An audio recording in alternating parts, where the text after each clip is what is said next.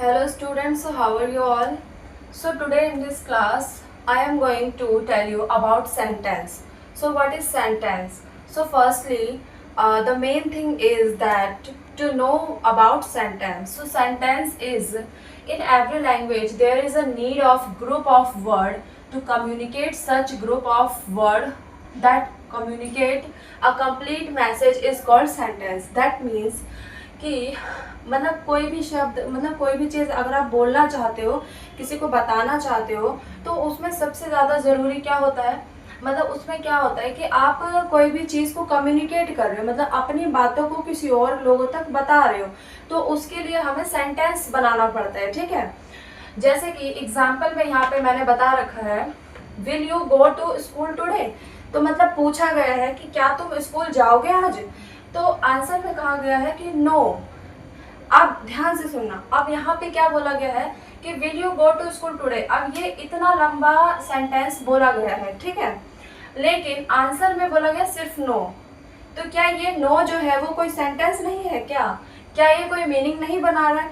Of course ये meaning बना रहा है। क्या मीनिंग बना रहा है? सिर्फ नो कहने से ही हमें ये समझ में आ गया कि वो स्कूल आज नहीं जाएगा। तो अगर जो मतलब वर्ड, एक वर्ड का भी अगर वाक्य होता है तो वो हमारा सेंटेंस बनाता है, उससे भी कम्युनिकेशन होती है, क्योंकि सिर्फ नो कहने से ही मुझे समझ में आ गया कि ये स्कूल नहीं जाएगा आज।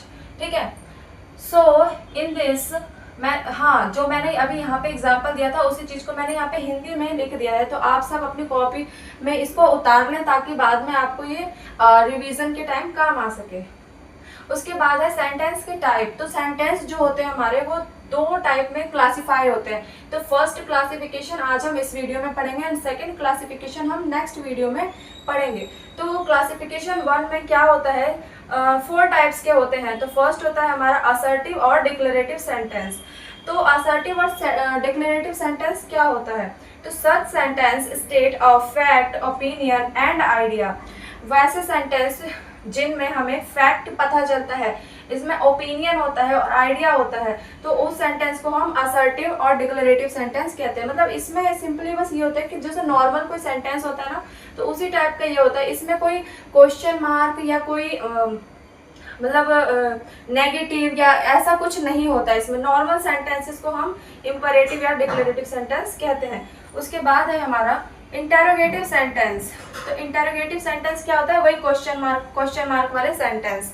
तो इससे तो इंटेरोगेटिव सेंटेंस तो नॉर्मली सबको पता ही होता है कि इसमें क्वेश्चन पूछे जाते हैं। तो sentence where question is asked. And example दे रखा है is Aman not at home. तो इज पहले लगा दिया, यानी कि क्वेश्चन पूछा गया कि क्या अमन घर पे नहीं है। डू यू प्ले, तो क्वेश्चन पहले लगा दिया गया है कि क्या तुम खेल रहे हो। तो ये होता है हमारा इंटेरोगेटिव सेंटेंस। थर्ड होता है हमारा imperative sentence. Sentence which are used to permit, command, request are known as imperative sentence. तो इंपरेटिव सेंटेंस क्या होते हैं? जिसमें हमारा परमिशन मांगा जाता है, कमांड दिया जाता है, रिक्वेस्ट किया जाता है, एंड ये सारे हमारे इंपरेटिव सेंटेंस कहलाते हैं। फॉर एग्जाम्पल सिट देयर, मतलब वहाँ बैठो, तो बैठने के लिए कमांड दिया गया है। ठीक है, लेट मी गो, मुझे जाने दो, तो यहाँ पे उसने परमिशन मांगी है कि हाँ मुझे जाने दो। ठीक है, तो ये समझ में आ गया। And last is exclamatory sentence. Sentence which are used to show sudden emotion such as joy, grief, shock, fear. तो एक्सक्लेमेटरी सेंटेंस वो सेंटेंस होते हैं जिसमें हमें सडन इमोशन दिखा, मतलब जिसमें अचानक से इमोशन दिख जाए, अचानक से खुशी दिख जाए, या कोई हुर्रे, वाव, इस टाइप का कुछ चीज़ हो। शॉक हो जाना, मतलब एकदम से हैरान हो जाना, डर जाना, ये सब चीज़ें हमारी एक्सक्लेमेटरी सेंटेंस में आती है। फॉर एग्जाम्पल वाव, तो मतलब वाव होते। और मार्क्स जो है वो तो आपको पता ही है, एक्सक्लेमेटरी वाले मार्क्स ऐसे होते हैं। एंड थैंक गॉड, तो इस टाइप के जो हमारे वर्ड्स होते हैं वो सारे हमारे एक्सक्लेमेटरी सेंटेंस में आते हैं। सो आई होप स्टूडेंट कि आपको ये अच्छे से समझ में आ गया होगा। एंड नेक्स्ट वीडियो हम क्लासिफिकेशन 2 पढ़ेंगे। So till then take care, मिलते हैं नेक्स्ट वीडियो में।